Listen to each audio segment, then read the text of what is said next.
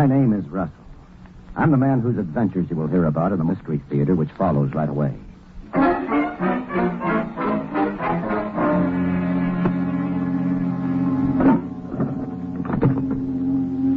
Hello, headquarters. This is Patrolman Witt reporting from police call box number 5 at Drake Avenue. Any orders? Nothing, eh? Okay. Here? No, it's beat as quiet as a church tonight. Yep, goodbye. What the hell? Gunshots. Came from that direction, too. Here, what's going on? Oh, the policeman. I'm glad you came along. Officer, my name's Murray. What are you doing with that gun? Drop it. Yes, sir, but I want to report a murder. Wait a minute. This man here, he's dead. Who is he? I don't know. Oh, you don't, eh? Put your hands up. You're under arrest.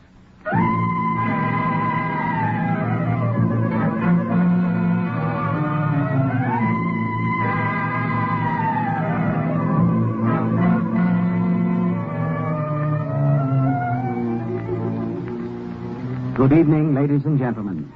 This is Jeffery Bonds welcoming you to the program that presents the best in mystery and detective fiction. You have just heard the opening scene of tonight's exciting story.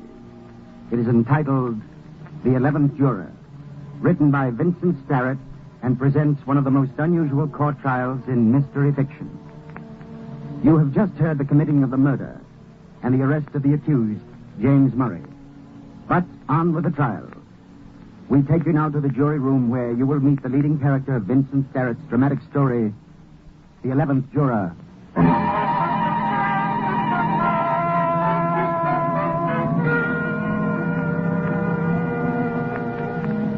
Yes, my name is Russell. Steve Russell. I'm the 11th juror of the jury assigned to the case of the people versus James Murray. We've been out for 2.5 days, and every ballot we've taken has had the same result. 11-1 for a guilty verdict. I'm the one. I'm the holdout. And by now, my fellow jurymen are crying to go home and beginning to hate me. Hate me because I won't go along with them and hang an innocent man. Now, wait a minute, please. Now, wait a minute. Quiet down. Now, look here, Mr. Dean. Being foreman of this jury doesn't give you the privilege of riding roughshod. I demand that we take another ballot. Riding roughshod, huh? Look who's talking. Mr. Russell. As you well know, we've had 27 ballots now. And unless you're ready to change them... Hold on. How do you know some of the others won't change their vote? Now let him have his ballot, Dean. Maybe it'll make him see the light. Okay. So we'll have another ballot. Get out the pencils, boys. Well, I got writer's cramp. Can't we just have a voice vote? Okay. Voice vote it is. And, Russell, if you lose this time, I hope you'll get over your pig-headedness and come along with us. I'm not half as pig-headed as you are, Dean. Oh, you're not, eh? Well, let me tell you... Come on. Are we going to vote or aren't we? All right. All who vote guilty, say aye. Aye. All opposed? Eh?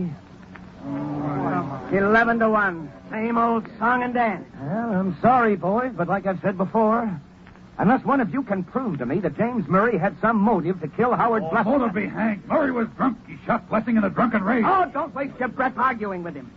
In 2 hours, the judge will be calling this a mistrial. And then some other jury can put the noose around Murray's neck.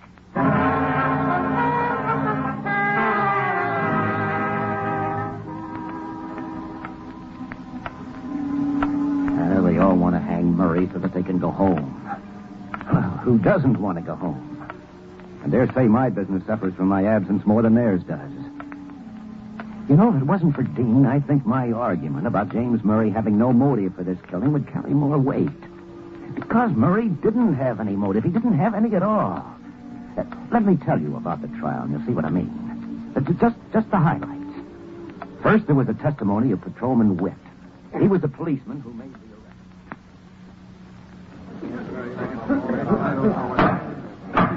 Continue, Officer Witt. Well, I ran in the direction I heard the shots come from. Howard Blessing lay dead with 2 bullets in him. James Murray stood there just looking at the gun in his hand, sort of dazed like. I could tell he'd been doing a lot of drinking. How long between the time you heard the shots and the time you reached the scene, officer? About half a minute. Then isn't it possible that someone other than Murray could have fired the shots, dropped the gun, and run leaving Murray to pick the gun up before you reached the scene? Never mind, that's all. State's witness. Officer Witt, is it not so that the murder took place directly beneath the street lights? Yes, sir. When you rounded the corner of Belvedere and Lambeth, a quarter block away, did you see anyone else in the street? Anyone at all? No, sir. Not a soul. Just the prisoner, James Murray, and the deceased, Howard Blessing. There you are, gentlemen. Why, the defense is evidently trying to confuse you by implying that some unknown murderer exists. Had anyone else fired those shots and run, leaving poor Mr. Murray holding the gun, Officer Witt would have seen this unknown man in the streetlight. Objection. Even the prosecutor could run out of the range of the streetlight inside of a few seconds. We are wasting time, Your Honor. I am not concerned with a mythical murderer, a galloping ghost. We are concerned with James Murray, caught standing over a dead man and holding a smoking revolver in his hand.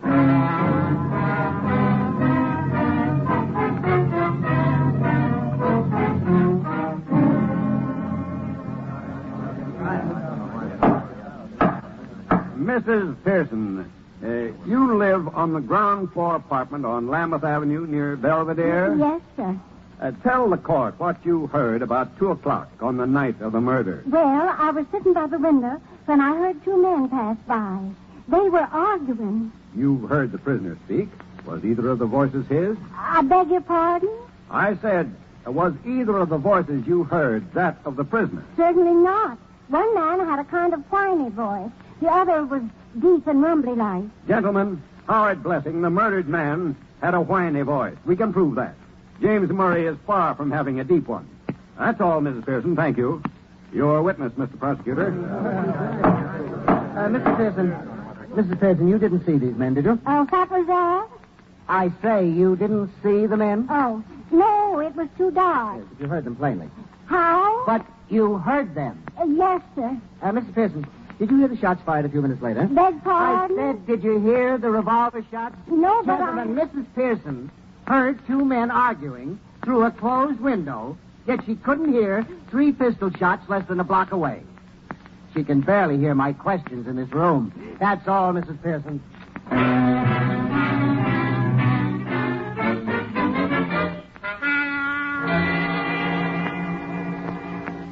Mr. Trapp, you've known the deceased, Howard Blessing, for some time. About 5 years. We were pretty good friends. And you knew Blessing was a widower, Mr. Trapp, whose wife died some years back? Yes. Did Howard Blessing ever show you a small framed miniature of his wife? Oh, yes. Many times. He always carried it with him. Did he show it to you the night he was killed? Yes. Did you see him put it back on his person? Yes. What is the point of this line of questioning? I'm trying to establish, Your Honor, that this miniature disappeared. That it was taken from the murdered man by some unknown person. That's all, Mr. Trapp. Prosecution's witness. No questions.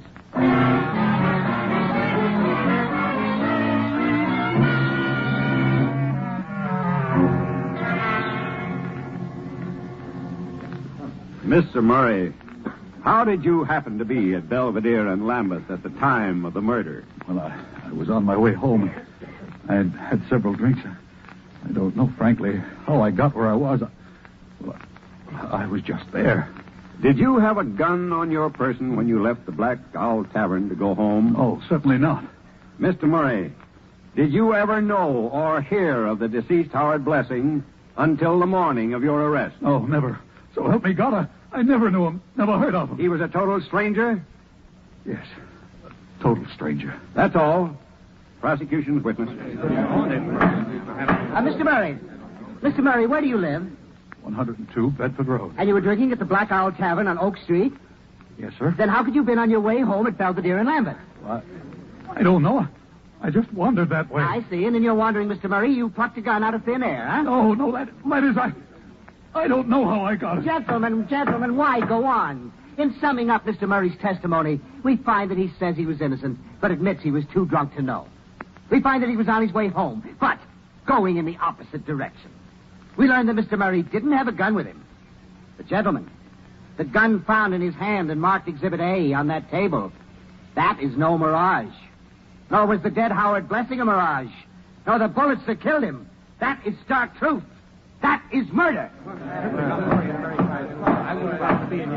Now, what has the defense offered as proof of Murray's innocence? A witness so hard of hearing that she couldn't hear revolver shots, yet who claims she heard two men argue as they passed her window. A vague story about a miniature which the dead man didn't have on his person. And then the fact that Murray didn't know Blessing. Oh, that is a honey. Is Blessing any less dead because he was a stranger to this gun-toting drunkard? No, gentlemen. Murray killed Blessing. Stranger or not, he's guilty.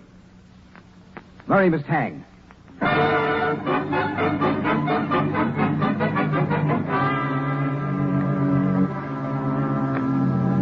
Well, those were the highlights of the trial. Oh, I admit the circumstantial evidence against James Murray is pretty strong. But the judge said if there was any reasonable doubt in our minds as to whether Murray killed Howard Blesson, we should find Murray innocent. Well, there's plenty of reasonable doubt in my mind. Oh, that must be the bailiff coming in to ask if we reached a decision. Yeah, the 2 hours have passed. Oh, now it looks like we'll have to admit a mistrial. Well, boys, this is it. Oh, just a minute, Dean. You dropped something. Huh? What did I drop? Oh, on the floor here. Looks like... it. Holy mackerel. What's the matter, Russell? What is it? Oh, this changes everything. just a minute, boys. Bailiff, come back in 30 minutes. What does he mean? Hey, what goes? What's the idea, Russell? What was that you picked up off the floor? Look here, Russell. What do you think you are telling the bailiff to come back in 30 minutes? You'll find out all too soon, Mr. Dean. Fellow jurors, now you'll have to listen to me. Fellow jurors, listen to me. You all remember during the testimony that the defense made a point out of the fact that a certain miniature bearing the picture of Howard Blessing's wife disappeared from Blessing's pocket just before he was murdered. Well, boys, before we decide to hang Murray, perhaps Mr. Dean would like to explain what this miniature happened to be doing in his pocket. And now back to Jeffery Bonds and Act 2 of the 11th Juror.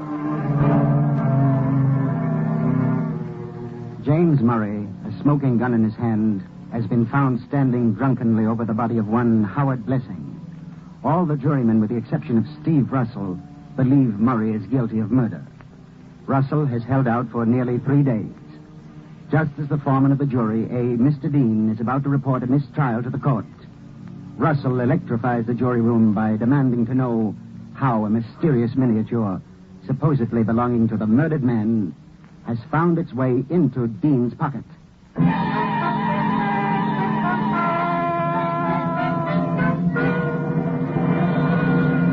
For the 10th time, fellow jurymen, I tell you, I never saw that miniature before in my life. And I don't know how it could have gotten into my pocket. And Dean's the man, my friends, who wouldn't believe James Murray when he said he didn't know how that gun got in his hand. How about that, Dean? Your story doesn't hold water, Dean. Take it easy, will you, fellas? All right, boys, just a minute, please. Just a minute. I think this thing has gone far enough now. I've made my point. Huh? What point, Russell? Here's what Dean dropped out of his pocket. Well, that's my watch fob. Your watch fob? Hey, what goes here? Yeah, what is this, Russell? Boys, when Dean accidentally dropped that watch fob on the floor, I saw my chance to teach all of you a lesson. A lesson? I picked it up, said it was a miniature. Then slipped it in my pocket and watched you fellas swarming all over Dean, ready to hang him at the drop of the hat. On circumstantial evidence, mind you. Now, don't you see that you're doing the exact same thing to James Murray? No one actually saw him shoot Howard Blessing, and Murray was too drunk to know what happened. I claim somebody else could have shot Blessing, shoved the gun into Murray's hand, and beat it. Now, wait a minute, Russell. I admit you've made us all look like fools over this watch fob, but that doesn't prove your story about an unknown killer. Not for my money, it doesn't. Oh, why not? Perhaps a hold-up man, a thug killed Blessing. Why wasn't his money taken? Okay, so it wasn't a hold-up man. Perhaps it was some enemy of his. Why, there could have been 100 different reasons why somebody might have wanted to kill Blessing. Oh, yeah? Name one. Same one? I could give you a dozen right here and now. I said give just one. What's the matter, Russell? Did he call you bluff? Yeah, you can't even name it. Now, wait a minute. Do I understand you fellows to mean that if I can make up a story showing how Blessing was killed, you'll admit there's a reasonable doubt of Murray's guilt? Huh? Why not? Well, I for one would, anyhow. How about the rest of you? Okay, sit tight and hold your hats. As I said, I can make up a dozen different stories. So this is just one way the murder might have happened. Now, let's say about 10 years ago in a small Ohio town, there's a guy named Smith. Let's call him George Smith. 10 years ago. Some start. Quiet, Dean. Now give him a chance. Smith's standing on the station platform with a girl, and we'll call her Elsie. She's crying a little, and he's talking to her. He says, I don't want to go, sweetheart. But I can't make a set in this burg. You want to marry me, don't you, dear? and she says, Yes, darling, yes. And I know you're right. I know Father won't let us marry till you've got money and a good job. But it might take so long, and I love you so much. there, you get the picture? Smith is leaving for the big city to make lots of money, so the old man will okay his marrying Elsie. Well, the train's about to go, and they kiss. And Smith hops aboard, shouting, Wait for me, darling. Wait. and she says, Forever, George, forever. well, get this. She doesn't wait. No, it's not her fault. Another guy comes on the scene. He's a rat of a guy with flashy clothes and a fast line of patter. And he works on Elsie, real slow and smooth. And the rat says, Hi, Elsie. I was talking to Tommy in the barber shop today. Said he heard George was doing well in Chicago. He says his father saw George at one of the hot spots there when he was in Chicago last month. you see? This home base rubber starts slow, but let's say in about a year he's got Elsie so she believes most anything. Now, Russell, I don't see what this corny story of yours has to do with the case. Dean, let me finish. Okay, shoot. By the way, Russell, who is this rat? Suppose we say his name's Howard Blessing. What? Blessing? A murdered man? Hey, what are you getting at? Shut up and let him talk. Now, what happens next, Russell? Well, Smith had no way of figuring out why when his letters weren't answered. He stays on in the city, and finally a wedding announcement reached him. Just a wedding announcement. So, Blessing has ruined the boy meets girl routine, eh? Right. Now, let's say Smith knows Blessing from way back. Well, it burns him up, see? Mr. and Mrs. Blessing instead of Mr. and Mrs. Smith, get it? But he's a right sort, so he swallows it. Only it hurts going down. Brother, have you got an imagination? You ought to write for the movies. He sure should. But what's all this got to do with Murray? Why do you interrupt so much, Dean? Well, don't you want me to finish this story? Well, I have no objection. All right, then. Shut up. Go ahead, Russell. Right. Now, let's say a few years pass, and one day Smith gets a letter. And it's a letter from the girl's mother. It's a sad letter saying, Dear George, my baby married a fiend whose brutality and unfaithfulness finally became more than she could bear. We found my poor little girl hanging in her cellar last Monday as suicide. Howard Blessing is as much a murderer as though he had done it. So let's say the letter went something like that, huh? Now, if you fellows sat in judgment on Blessing, what would you do? Wait a minute. Are you guys going to let him go on with his third-rate version of East Lynn? No skin off your nose, Dean. Now, look, Dean, this is the third time you've interrupted. You sure you haven't some reason why Russell shouldn't finish the story? Why, no. Okay. Go ahead, Russell. Yeah, go ahead. All right. Well, let's imagine Blessing caught sight of Smith in town one day. Might make a guy like Blessing carry a gun from then on, mightn't it? Might. Well, we suppose so, anyhow. Fine. Now comes the night of the murder. Smith runs into Blessing on Lambeth Avenue. Smith says he's going to beat Blessing's head off. They go up the street arguing. And that's what the Pearson woman heard through her window. Yeah. They get to the corner, and Blessing begins to whine. He takes out the miniature of his dead wife, Elsie, and he shows it to Smith. And Blessing says, Smith, look, I want to show you something. Look, I loved Elsie. Here, I've got her picture. Would I carry it with me if I hadn't loved her? well, that's all Smith needs, the sight of that picture. He slaps it out of Blessing's hand and grabs it by the collar. Blessing pulls a gun out of his pocket. Smith grabs his hand and says, Give me that gun, you idiot. Blessing pulls the trigger. Once. And Smith grabs Blessing's wrist. Smith wants to protect himself, you see. All right. The men struggle. And suddenly the gun goes off. Twice. Blessing's hit. He goes down. Right there is where Murray comes up. He staggers up, drunk as a hoot owl. And then Smith scoops up the miniature and beats it, leaving Murray standing over the dead man. Then the cop rushes up, sees Murray, and Murray's on the way to the gallows. Exactly. Absolutely right. And that, boys, is one story of how it might have happened.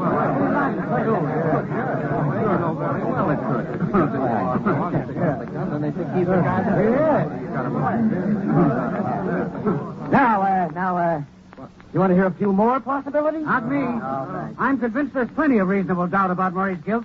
I vote for acquittal. All right, let's make that official. Let's make it official. All in favor of acquittal signify by saying aye. Aye. Well, that does it. I think we're now ready to inform the court that we've reached a verdict. Not so fast. What? I haven't voted yet.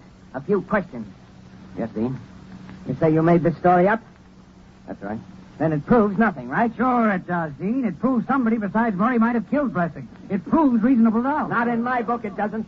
I still think Murray is guilty. So this is still a mistrial. What? Oh, right back where we start. This is the last straw. So let's call the bailiff and get it over with. Bailiff! Bailiff! He'll be here in a minute, and what do you think of that, Russell? I think I'm licked. Huh? I think I can't stall any longer. Huh? Dean, I've convinced everyone but you. Now I'm going to convince you.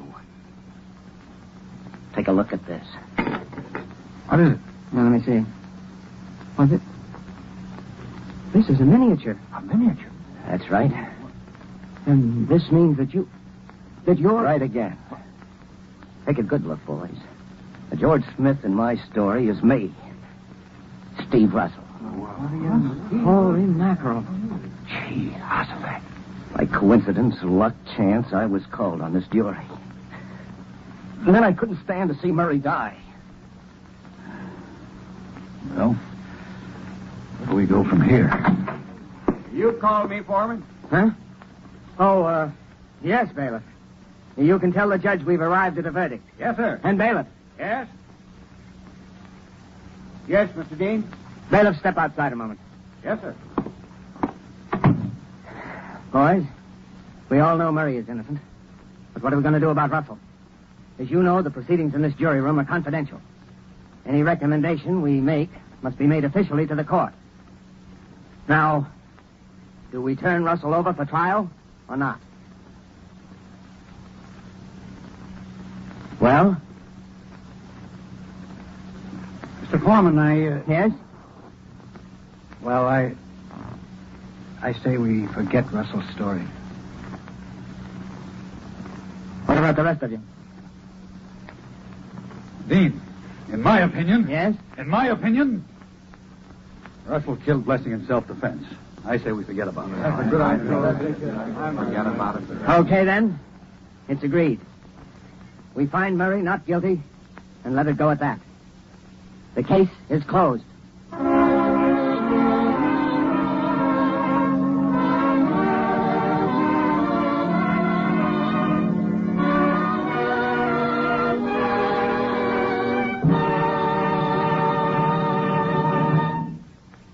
There is an epilogue to tonight's story.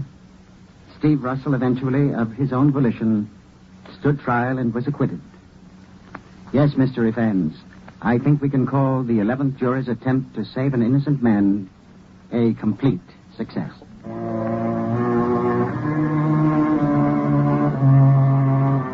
This is Jeffery Bonds again, ladies and gentlemen, inviting you to be with us next week when we will present Eric Ambler's suspenseful study of mortal terror, his popular adventure and mystery entitled Journey into Fear. It was especially adapted for radio by the very popular Milton Geiger. So, Mr. Evans, be sure to listen next week to Eric Ambler's Journey into Fear.